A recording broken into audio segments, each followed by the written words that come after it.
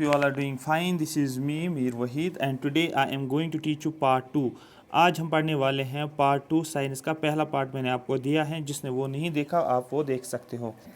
ठीक है, I am present in this lecture series for WS Academy, one of the best platform for quality education.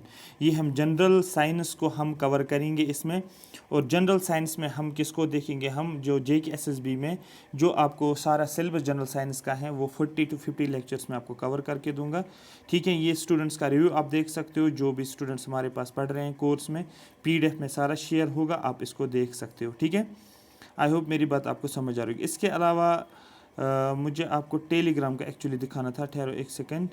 ये Telegram Waheed sirs Telegram जो है यहाँ पर, ये इसको देखो, वहीद सर्स एकेडमी, ये टेलीग्राम ग्रुप है। ठीक है, इसमें जुड़ जाओगे, PDF वहाँ पर ही मिलेगा। ठीक है, PDF आपको वहाँ पर ही मिल जाएगा। तो आज का टॉपिक जो है हमारा, हम ये पढ़ रहे थे, ये आपके सिलेबस का है। ठीक है, ये सारे सिलेबस में आपको मेंशन दिया गया है, ये वाला यूनिट हम पढ़ रहे थे। ठीक है, इसी को हम आगे कंटिन्यू करेंगे। मैंने आपको बताया था कि वेट का मतलब क्या होता है। वेट जो होते हैं ये फोर्स, एक फोर्स होता है जो कि बॉडी पे एक्सर्ट होता है because of acceleration due to gravity. Mass मैंने बोला था, ये टोटल अमाउंट जो होता है मैटर का, उसको मास हम बोलते हैं। और उसके बाद मैंने बोला था मास क्या, वेट क्या होता है, ये एक वेक्टर क्वांटिटी है, और ये मास होता है स्केलर क्वांटिटी। इस तरीके से आपको रिवाइज करना है नोट्स को। नेक्स्ट मैंने आपको बताया था वेट जो होता है वो चेंज होता है from place to place. Reason क्या है, क्योंकि ये डिपेंड किस पे करता है, एक्सेलरेशन ड्यू टू ग्रेविटी के पे, जो कि चेंज होता जा रहा है। और उसके बाद मास होता है कांस्टेंट। ठीक है, और वेट का यूनिट होता है न्यूटन, मास का यूनिट होता है ग्राम, और बड़ा यूनिट ले लेंगे तो किलोग्राम लिया जाता है। उसके बाद हमारा जो कॉन्सेप्ट रहा था वो रहा था अबाउट डिस्प्लेसमेंट और डिस्टेंस का मतलब क्या होता है। डिस्टेंस और डिस्प्लेसमेंट जो होते हैं इनका अलग अलग मीनिंग है। जो हम टोटल लेंथ जो हम ट्रेवल करते हैं, ठीक है, उसको बोला जाता है डिस्टेंस। या एक ऑब्जेक्ट जो है जो इनिशियल से फाइनल पोजीशन तक जाता है वो होती है डिस्प्लेसमेंट, और जिसको हम शॉर्ट में शॉर्टेस्ट डिस्टेंस के नाम से भी जाना जाता है। और जो डिस्प्लेसमेंट होती है ये एक वेक्टर क्वांटिटी होती है, और डिस्टेंस जो होती है वो स्केलर क्वांटिटी होती हैं। क्यों? क्योंकि डिस्टेंस में सिर्फ और सिर्फ मैग्नीट्यूड ही होता है, इसलिए सिर्फ हम इसको स्केलर बोलते हैं। लेकिन डिस्प्लेसमेंट में मैग्नीट्यूड भी होता है, डायरेक्शन भी होता है, इसलिए उसको वेक्टर क्वांटिटी बोला जाता है। डिस्टेंस जो होती है वो नॉट जीरो होता है, नॉन जीरो जिसको बोला जाता है, जो कि हमेशा पॉजिटिव होता है। लेकिन यहाँ पर आप बोल सकते हो, लेकिन डिस्प्लेसमेंट जीरो भी हो सकता है, पॉजिटिव भी हो सकता है, नेगेटिव भी हो सकता है। ये मैंने ऑलरेडी बताया आपको, क्योंकि ये इनिशियल और फाइनल पोजीशन पे डिपेंड होता है। स्पीड की अगर हम बात करेंगे, स्पीड का मैंने बोला स्पीड के साथ हम लिंक करते हैं डिस्टेंस को, इसलिए अगर डिस्टेंस जो है यहाँ पर हमें स्केलर क्वांटिटी है, स्पीड भी स्केलर क्वांटिटी, क्योंकि ये डायरेक्शन के ऊपर डिपेंड नहीं करता है। स्पीड होता है total distance travelled upon total time. ये अगर स्केलर क्वांटिटी है, इसका SI यूनिट जो है मीटर पर सेकंड, मैंने आपको पहले बोला। उसके बाद मैंने आपको वेक्टर बताया था, वेक्टर में जो हमने बोला था ये डिस्टेंस एक्चुअली होती है, लेकिन इन ए पर्टिकुलर डायरेक्शन, जिसको हम डिस्प्लेसमेंट के नाम से जानते हैं, डिवाइड बाय टाइम, ये हो गया हमारे पास वेक्टर क्वांटिटी। उसके बाद मैंने आपको बताया था जो डिफरेंस दोनों का, मैंने बोला था डिस्टेंस और डिस्प्लेसमेंट का, सॉरी स्पीड और वेलोसिटी का, वो सिर्फ और सिर्फ मैग्नीट्यूड के ऊपर बेस्ड है। स्पीड का मैग्नीट्यूड होता है, लेकिन वेलोसिटी का मैग्नीट्यूड और डायरेक्शन भी होता है।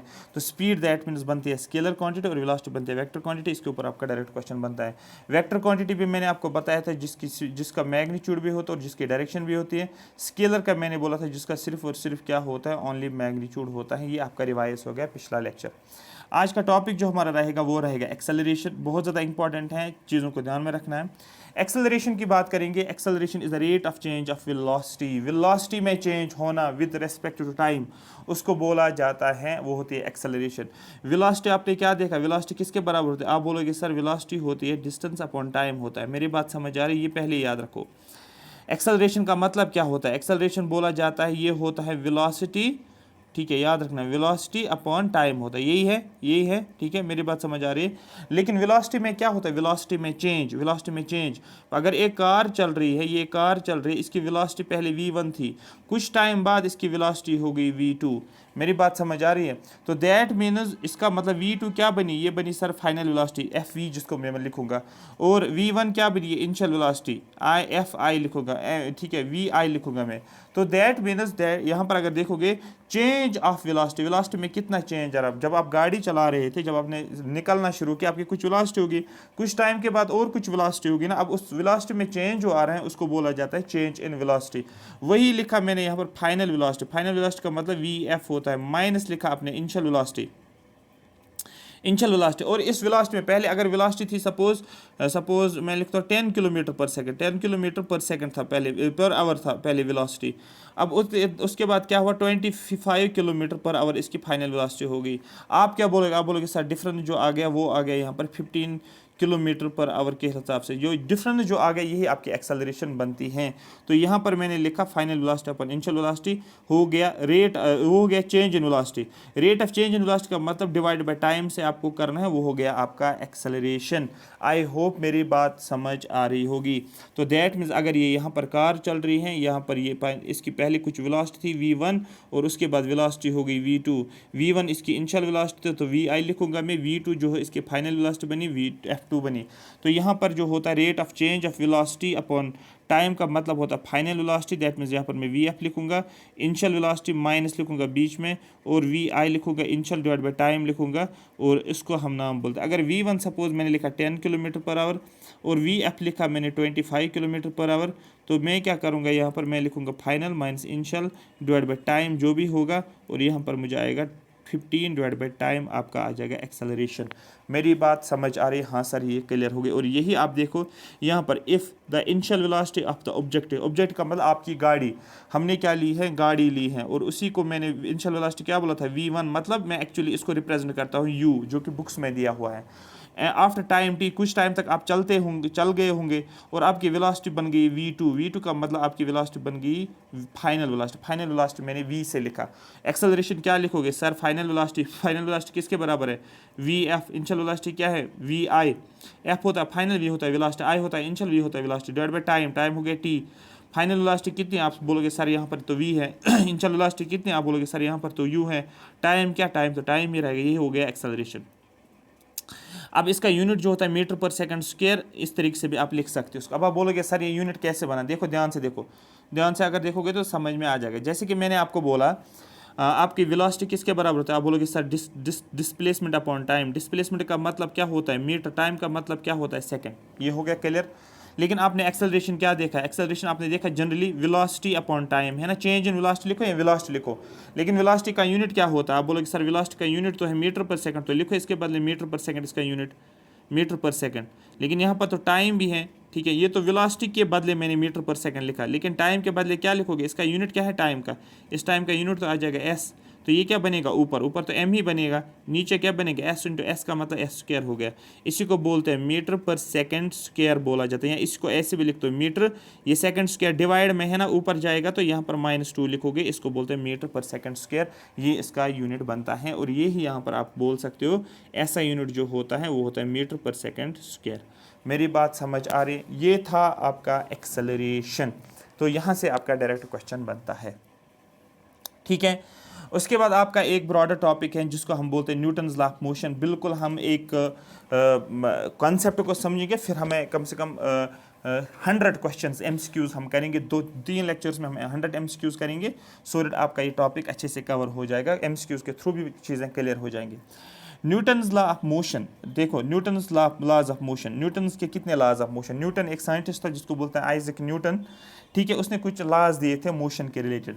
तो Newton's law of motion are 3 physical laws, ये 3 लॉज हैं that together lay down the foundation of classical mechanics, जिसने फाउंडेशन डाली है एक टाइप ऑफ मैकेनिक्स है जिसको बोला जाता है classical mechanics. They describe the relation between a body का मतलब एक ऑब्जेक्ट, एक गाड़ी, एक कार, कोई भी चीज़ आप ले लो, एक बॉल, कोई भी बॉल आप ले लो, कुछ भी ले लो, उसको ऑब्जेक्ट हम बोलते हैं। And the forces acting upon it, और उस फोर्स के ऊपर, उस बॉडी के ऊपर फोर्स अप्लाई होता है। And its motion in response to these force, और जो फोर्स लगता है उस ऑब्जेक्ट के ऊपर, उसकी वजह से वो मोशन में आता है। फॉर एग्जांपल ये मैंने एक ऑब्जेक्ट लिया है, ऑब्जेक्ट ए, अब ये तो रेस्ट में है, अभी रेस्ट का मतलब ये स्टैटिक है, स्टैटिक का मतलब रुका हुआ है, इस पर कोई भी फोर्स अप्लाई नहीं है, या आप बोल सकते हो ये अभी नहीं चल रहा है, रेस्ट का मतलब ये मोशन में नहीं है। लेकिन मैंने क्या किया, मैंने इसको कुछ एक्सटर्नल फोर्स अप्लाई किया है जिसको बोला जाता है एक्सटर्नल फोर्स। एफ का मतलब, एफ होता है फोर्स, EXT का मतलब एक्सटर्नल। अब ये बॉडी क्या करने की कोशिश करेगी, ठीक है, ये बॉडी क्या करेगी, ये इसके ऊपर, इस बॉडी के ऊपर कोई ना कोई फोर्स लग रहा होगा जिसकी वजह से स्टैटिक है। अब एक्सटर्नल फोर्स हमने लगाया, ये एक्सटर्नल फोर्स क्या करता है, उस स्टैटिक फोर्स को ओवरकम करता है। मतलब ये है कि ये क्या करता है, ये बॉडी अब मूव करना शुरू कर देता है, ये हो गई डिस्प्लेसमेंट। मतलब इस बॉडी के ऊपर ग्रेविटेशनल फोर्स भी लगता है, इस बॉडी के ऊपर मैंने कुछ एक्सटर्नल फोर्स भी लगा लिया, ठीक है। तो तो दैट मीन इस बॉडी के ऊपर डिफरेंट फोर्स लगते हैं और उन फोर्सेस की वजह से उस बॉडी के ऊपर मोशन आता है और मोशन को ही बोला जाता है, ये न्यूटन्स लॉ ऑफ मोशन के हम बात करेंगे, due to the forces applying on the body. और जनरली हम एक्सटर्नल फोर्स यहाँ पर हम बात करते हैं। अब इसी मोशन को हम डिवाइड, इसी लॉज ऑफ मोशन को हम 3 क्लासेस करते हैं। एक होता है Newton's first law of motion, second is the second Newton's law of motion, third is the third Newton's law of motion. Newton's first law of motion states, ये क्या बोलता है, इसकी स्टेटमेंट क्या है, ये बोलता है every object will remain at rest और in a uniform motion in a straight line unless compelled to change its state by the action of an external force। For example बोला जाता है ये अगर एक ऑब्जेक्ट है, ये अगर एक बॉल है, ये रेस्ट में ही रहेगी, तब तक ये रेस्ट में रहेगी जब तक हम उसको एक एक्सटर्नल फोर्स अप्लाई नहीं करें। याद रखना है, जब तक हम इसका एक्सटर्नल फोर्स अप्लाई नहीं करें, ठीक है। मतलब क्या है, ये बोल रहे हैं हर एक ऑब्जेक्ट वो रेस्ट में रहता है या एक ऐसा ऑब्जेक्ट जो मोशन में है, जो चल रहा होता है, ठीक है। दो कॉन्सेप्ट मैंने बताया, एक मैंने बोला एक ऐसा ऑब्जेक्ट जो कि मोशन में है, जो रेस्ट में है, ठीक है, जो अभी रेस्ट में, एक बॉल आपने ली जो रेस्ट में रुकी हुई है, लेकिन दूसरी बॉल आपने ली जो कि मोशन में, जो चल रही है, अभी वो बॉल ग्राउंड के ऊपर चल रही है, ऐसे ऐसे ऐसे ऐसे ऐसे चल रही है मोशन में। बोला जाता है जो बॉल रेस्ट में है वो रेस्ट में ही रहेगी। कब तक में रेस्ट में रहेगी, जब तक हम उसको कुछ ना कुछ फोर्स अप्लाई करेंगे सो दैट वो फिर मूव करना शुरू करें। तो मैंने एक एक्सटर्नल फोर्स लगा लिया सो दैट अब बॉल मूव करना शुरू कर देगी। दूसरी बॉल ले लो, जो बॉल मोशन में, जो चल रही होती है, वो तब तक चलती रहेगी एक स्ट्रेट लाइन में। यूनिफॉर्म मोशन का मतलब होता है वो बिल्कुल एक सेम मोशन में चल रही है, नहीं कि उसकी स्पीड बढ़ती जा रही है या कम होती जा रही है, नहीं, इससे यूनिफॉर्म मोशन में चल रही है। जब यूनिफॉर्म मोशन में चल रही है वो तब तक चलती रहेगी, चलती, वो नहीं रुकेगी जब तक हम उसके ऊपर कोई एक्सटर्नल फोर्स अप्लाई ना करें। जब हम उसके ऊपर एक्सटर्नल फोर्स अप्लाई करें तो वो बॉडी रुकेगी। तो दैट मीन्स ये बॉडी ऐसे चल रही थी, तो यहाँ से मैं आ गया, खड़ा रहा, इस बॉल के सामने आ गया और मैंने इस बॉल के ऊपर पैर रखना शुरू कर दिया, मतलब इसके ऊपर मैंने पैर डाला और ये बॉल रुक गई है, हाथ में मैंने इसको पकड़ा। दैट मीन मैंने कुछ एक्सटर्नल फोर्स बाहर से अप्लाई किया, तो इसी को बोला जाता है Newton's law, first law of motion. ठीक है, क्लियर हो गया, ये हो गया, ठीक है। अब इसी को हम इनर्शिया बोलते हैं। तो दैट मीन इनर्शिया का मतलब क्या होता है, inertia is a tendency of a matter, ये मैटर की टेंडेंसी होती है, ये एक ऑब्जेक्ट की टेंडेंसी होती है, ठीक है, by which it continues in its existing state, ठीक है, ऑफ रेस्ट और uniform motion in straight line unless that state is changed by an external force, उसको इनर्शिया बोलते हैं। मतलब जो ऑब्जेक्ट की क्षमता होती है, इसकी टेंडेंसी होती है रेस्ट में रहने की, ठीक है, या एक ऑब्जेक्ट जो है उसकी टेंडेंसी होती है मूव करने की, उस तब तक उस जिस भी स्टेट में ये रहता है, मतलब ये रेस्ट की स्टेट में रहता है, इसकी टेंडेंसी होती है इस बॉल की या इस ऑब्जेक्ट की स्टेट में रहने की टेंडेंसी, या दूसरा ऑब्जेक्ट ले लो जिसकी टेंडेंसी है मूव करने की, और तब तक जब तक भी ये रेस्ट में रहता है या जब तक भी ये मोशन कर रहा होता है, वो उस स्टेट को हम बोलते हैं इसका इनर्शिया होता है। ठीक है, मेरी बात समझ में आ रही? तो जिस भी एग्जिस्टिंग स्टेट में रह रहे हैं उसको हम बोलते हैं ये इनर्शिया होता है। ठीक है, मेरी बात समझ आ रही है? यही लिखा है, inertia is the tendency of a matter, मतलब एक ऑब्जेक्ट, एक बॉल की, by which it continues in its existing state, जिससे क्या होता है ये मैटर अपनी एग्जिस्टिंग स्टेट में रहता है। रेस्ट है तो रेस्ट में रहता है, मोशन है तो यूनिफॉर्म मोशन में रहता है एक स्ट्रेट लाइन के ऊपर, तब तक जब तक हम कोई एक्सटर्नल फोर्स अप्लाई ना करें या इसका स्टेट चेंज ना करें। ये रेस्ट में था, ये हम मोशन में लाएंगे, या ये मोशन में था, इसको हम रेस्ट में ला सकते हैं। तो इसका एग्जिस्टिंग स्टेट क्या था? रेस्ट। तो जब ये रेस्ट में रहता है ये इसका इनर्शिया हो गया। ठीक है, अब यहाँ पर हमने इसको एक्सटर्नल फोर्स लगा लिया, मोशन में चेंज आ गए, बॉडी मूव कर रही होती है, ये इसकी एग्जिस्टिंग स्टेट हो गई, इसका स्टेट हमने चेंज किया, ये किस में लाया? हमने रेस्ट में लाया। वो कैसे? एक्सटर्नल फोर्स की वजह से ये हो गया इसका इनर्शिया। तो याद रखना, इनर्शिया किसके ऊपर डिपेंड करता है? बहुत ज़्यादा इंपॉर्टेंट है। इनर्शिया जो होता है ये मास के ऊपर डिपेंड करता है, ये मास के ऊपर डिपेंड करता है। मास, फॉर एग्जांपल एक ले लो, एक ब्रुक ले लो, ये भी एक दूसरी ब्रुक ले लो, इस ब्रुक का मास 5 kg है, इस ब्रुक का मास 10 kg है। आप बोलोगे इनर्शिया ज़्यादा होगा किसका? ठीक है, मास m1 और मास m2, आप क्या ले लोगे? ठीक है, ऑब्जेक्ट A1 और ऑब्जेक्ट A2, आप बोलोगे, आपको पूछेगा इनर्शिया किसका ज़्यादा, आप बोलोगे A2 is greater than A1, ये आपको ही पता होना चाहिए। तो inertia depends upon the mass, जिस बॉडी का ज़्यादा मास होता है उसका इनर्शिया ज़्यादा होता है, जिस बॉडी का मास कम होता है उसका इनर्शिया ज़्यादा होता है। फॉर एग्जाम्पल एक बड़ी गाड़ी आती है, ठीक है, ये बड़ी गाड़ी है, बड़ी गाड़ी है, ट्रक आ गई और आप ट्रक के सामने हो, तो दैट मीन्स ट्रक आपको ज़्यादा हिट करेगी। ठीक है, लेकिन अगर आप साइकिल के सामने आ जाओगे, साइकिल का मास कम है ना, अब साइकिल के सामने है तो ये आपको हिट करेगी, आपको उतनी चोट नहीं लगेगी, लेकिन ट्रक आ जाएगी तो आपको बहुत ज़्यादा हिट हो जाएगा। ठीक है, तो इसका कॉन्सेप्ट एक्चुअली यही कहने का मतलब था। The tendency of an object to resist change in it state of motion varies with mass. एक ऑब्जेक्ट की टेंडेंसी कितनी है कि वो चेंज को रेजिस्ट करता है, वो डिपेंड करता है मास के ऊपर। मतलब क्या है कि इसकी स्टेटमेंट का, फॉर एग्जाम्पल एक ऑब्जेक्ट है, ठीक है, तो दैट मीन्स यहाँ पर इस ऑब्जेक्ट का सपोज मैं लेता हूँ एक एलिफेंट ले लो, एलिफेंट ना, एलिफेंट नहीं ले लो, कार ले लो, एक ले लो कार आप, ठीक है, और ले लो यहाँ पर आप एक क्या ले लो, ट्रक ले लो आप, सपोज ट्रक ले लो। आप इसको भी पुश कर रहे हो, कार को भी पुश कर रहे हो, फोर्स लगा रहे हो, और इसको भी फोर्स लगा रहे हो।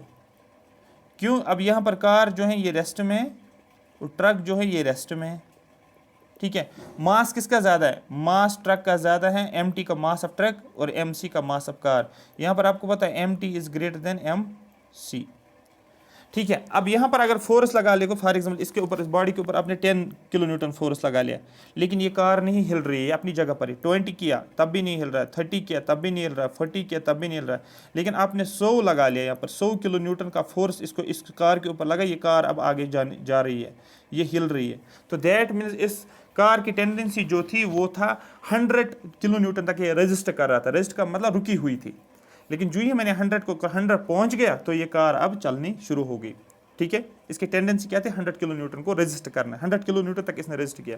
लेकिन मैं इसको 50 लगा रहा हूँ, ट्रक को मैं 50 लगा लिया फोर्स, 50 किलो न्यूटन, इसको मैं 100 किलो न्यूटन पे लगा रहा हूँ, ट्रक हिल ही नहीं रही, फोर्स में लगा रहा हूँ, देखो फोर्स में लगा रहा हूँ, लेकिन ट्रक अपनी जगह से नहीं हिल रहा है, ठीक है। एक्सटर्नल फोर्स में लगा रहा हूँ, लेकिन इसका स्टेट चेंज नहीं हो रहा है। मैंने 200 भी किया, मैंने 300 भी किया, मैंने 400 भी किया, मैंने 700 जो ही किया, ये ट्रक किलो न्यूटन लगा लिया, 700 पे ये ट्रक अब हिलना शुरू हो गई, ये ट्रक अब आगे चलना शुरू हो गई, ये अब मोशन में आ गई हैं। तो अब देखो जिस ऑब्जेक्ट का मास कम था उसको फोर्स कितना लगा? कम लगा। मतलब जिसका मास कम उसका इनर्शिया कम होता है, तो मुझे एक्सटर्नल फोर्स कम लगा इसको स्टेट चेंज करने में, ठीक है, तो दैट मीन्स कम इनर्शिया लगा।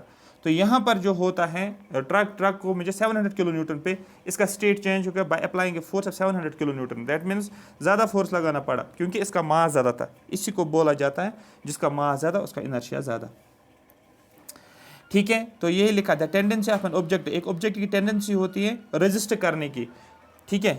जो चेंज, ये रेस्ट में था, ये रेस्ट में ही रहना चाहता है, कब तक रहेगा? आप बोलोगे 100 न्यूटन तक। कब तक रहेगा? आप बोलोगे 700 न्यूटन तक। तो ये इसकी रेजिस्टेंस होती है। इन it state of motion varies with मास, ये मास के साथ वेरी होता है। Mass is the quantity which solely depend upon the inertia of the mass, एक ऐसी क्वांटिटी जो इनर्शिया के ऊपर डिपेंड करता है, ठीक है।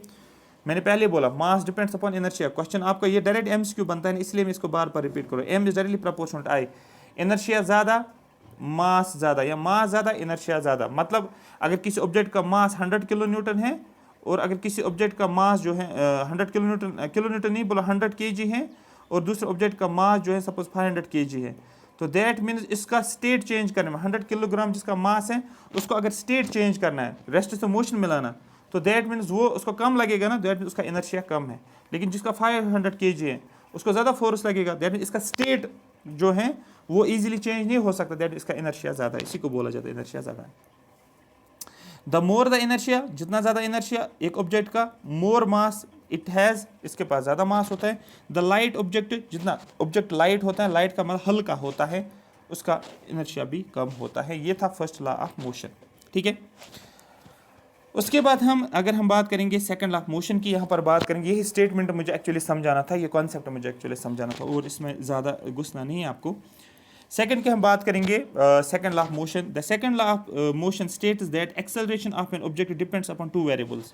जो एक ऑब्जेक्ट हैं, जैसे कि ये कार आप ले लो, ये कार है, ठीक है, कार मैं बनाता हूँ, ये मैंने कार बना ली। अब ये कार जो है इसकी एक्सेलरेशन जो है, जो ए मैं लिखता हूँ, ये किसके ऊपर डिपेंड करता है? दो वेरिएबल्स पे, मतलब दो चीज़ों के ऊपर डिपेंड करता है जो चेंज होता है।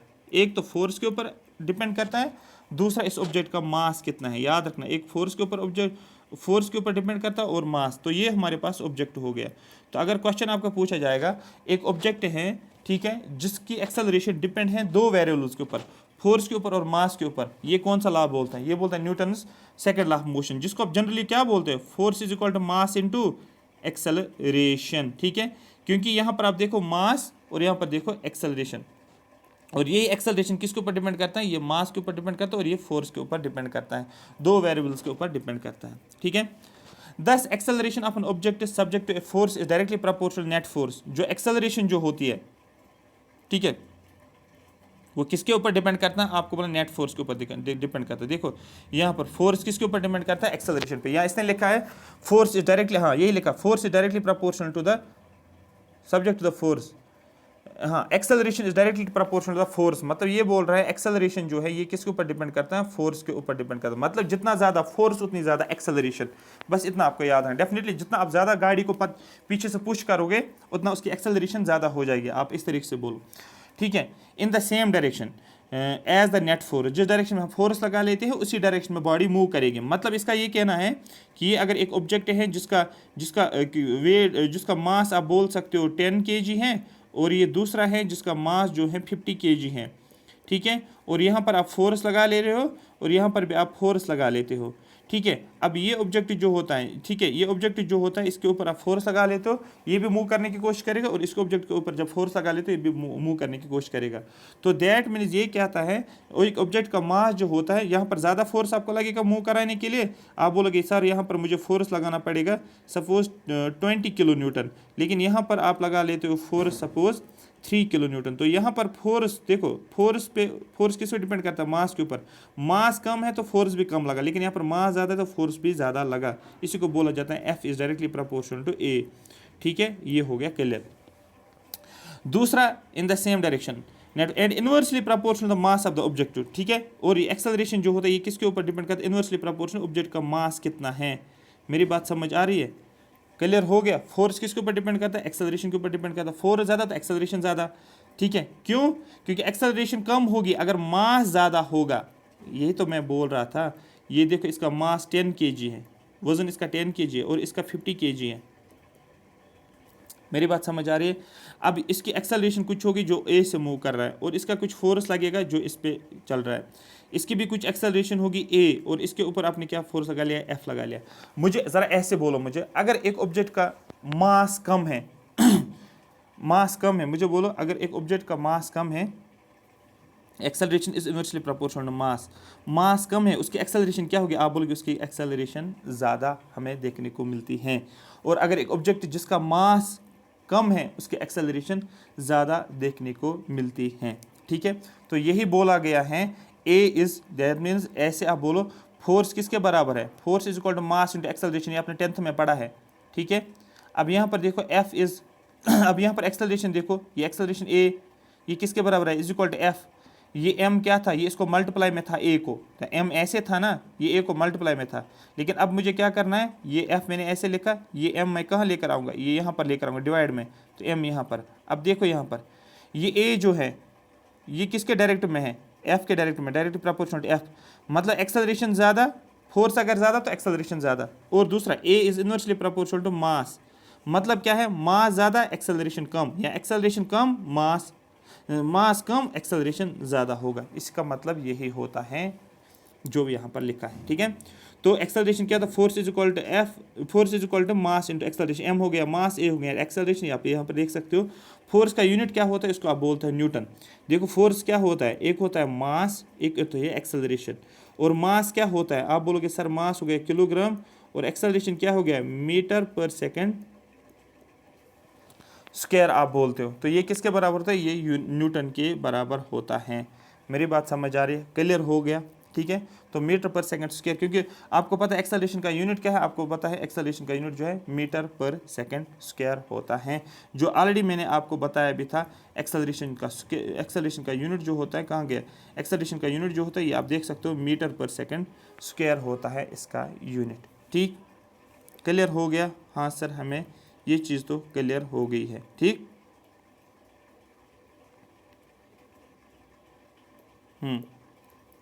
ठीक है, ठीक है, ठीक है।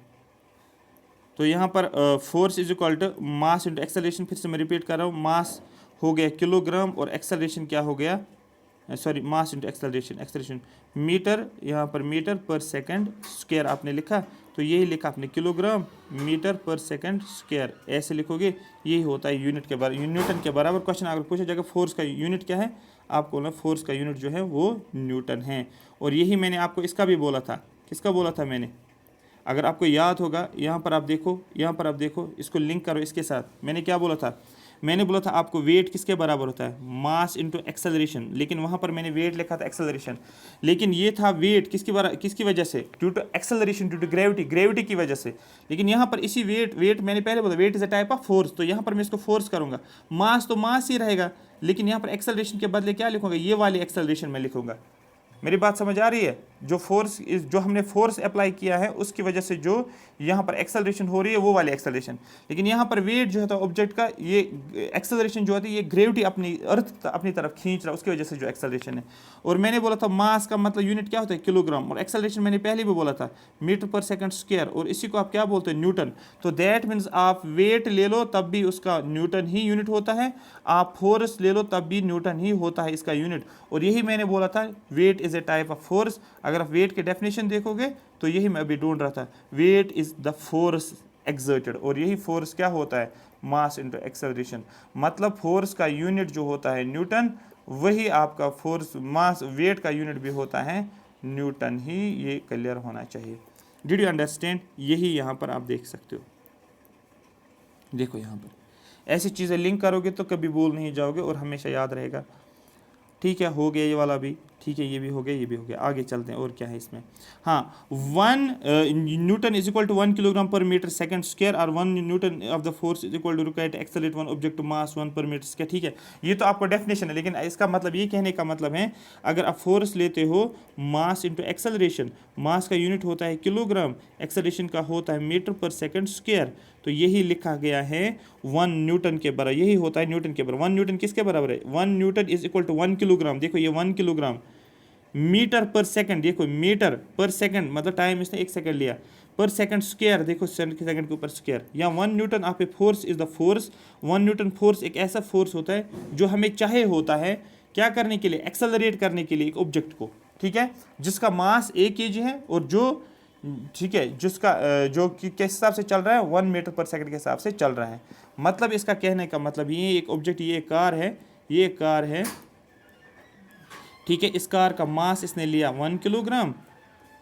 ठीक है, और इस कार की जो है एक्सेलरेशन ली इसने 1 मीटर पर सेकंड, है ना, मीटर पर सेकंड स्क्वायर, तो 1 मीटर पर सेकंड और 1 सेकंड के हिसाब से हर एक यूनिट 1 लिया, और वही बनता है 1 यूनिट के बराबर, तो सॉरी 1 न्यूटन के बराबर।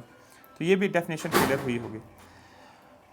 ठीक है, उसके बाद जो हमारे पास है Newton third law of motion. ठीक है, for every action there is an equal and opposite reaction. मतलब शॉर्ट में ये है, ये एक ऑब्जेक्ट है, सॉरी ये ऑब्जेक्ट है, ये दूसरा ऑब्जेक्ट है, ये ऑब्जेक्ट ए है, ये ऑब्जेक्ट बी है।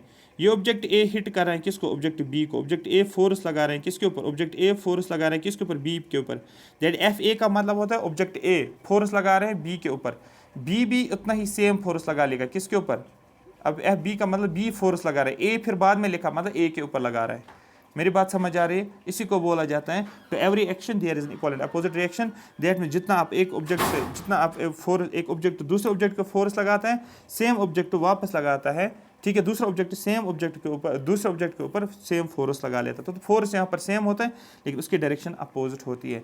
मतलब ये इस डायरेक्शन में फोर्स लगा रहा था, लेकिन बी जो है ये इस डायरेक्शन में फोर्स लगा रहा था। यहाँ पर मैंने एफ ए बी लिखा, मतलब force of A on B, और यहाँ पर मैं लिखता हूँ एफ बी ए, यहाँ पर फोर्स ऑफ बी ऑन ए, लेकिन यहाँ पर नेगेटिव लिखता हूँ।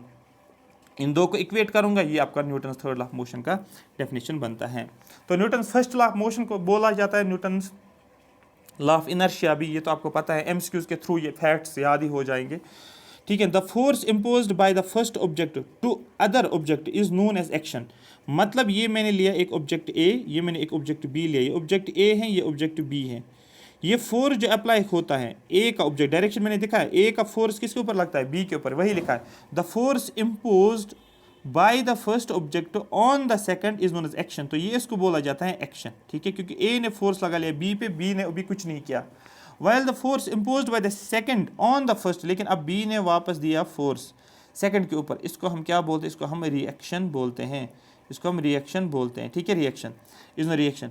The size of the force on the first object is equal to the size of the force. Suppose ये फोर्स कितना लगा, ए कितना फोर्स लगा रहा है ऊपर, आप बोलोगे 10 किलो न्यूटन, बी भी वापस इतना ही 10 न्यूटन लगा लेगा, लेकिन किस डायरेक्शन में? अपोजिट डायरेक्शन में। ये बात आपको समझ आना चाहिए। So Newton third law of motion is known as action reaction law, इसको एक्शन रिएक्शन लॉ के नाम से भी जाना जाता है। ठीक है, ये third of law of motion. अब यहाँ इस वाले कॉन्सेप्ट पे क्वेश्चंस कैसे बनते हैं, मोमेंटम का मतलब क्या होता है, ये हम समझेंगे नेक्स्ट इस पे लेक्चर के ऊपर, और ये भी समझेंगे हम पावर का मतलब क्या होता है, एनर्जी का मतलब क्या होता है, काइनेटिक एनर्जी, पोटेंशियल एनर्जी का मतलब क्या होता है। ठीक है, ये सारी चीज़ें हम समझेंगे, उसके बाद हम इसको फिनिश करेंगे, एक लेक्चर में ख़त्म करेंगे इसको, और उसके बाद हम आगे जाएंगे एमसीक्यूज़ के ऊपर। तो एमसीक्यूज़ के ज़रिए से आपको सीधे पता चलेगा किस तरीके से क्वेश्चंस पूछे जाते हैं। Thank you so much for watching me. Comment section में आप कमेंट्स भी करोगे और दूसरा लाइक भी करोगे। टेलीग्राम चैनल पे जाओगे, वही सारा टेलीग्राम चैनल जो मैंने पहले आपको पीडीएफ पे दिखाया, वहाँ से आप जो है पीडीएफ डाउनलोड कर सकते हो इस चैनल से। ये वाली चैनल है, यहाँ पर सर्च करोगे टेलीग्राम के ऊपर, यही लिखना है आपको, यही से निकला, ये लोगो निकलेगा। फिर आप जाओगे वहाँ पर फाइल्स में पीडीएफ सेक्शन होगा, पीडीएफ सेक्शन में आप जितने भी पीडीएफ्स हैं वो उसमें नाम दिया होगा। ठीक है, thank you so much for watching me.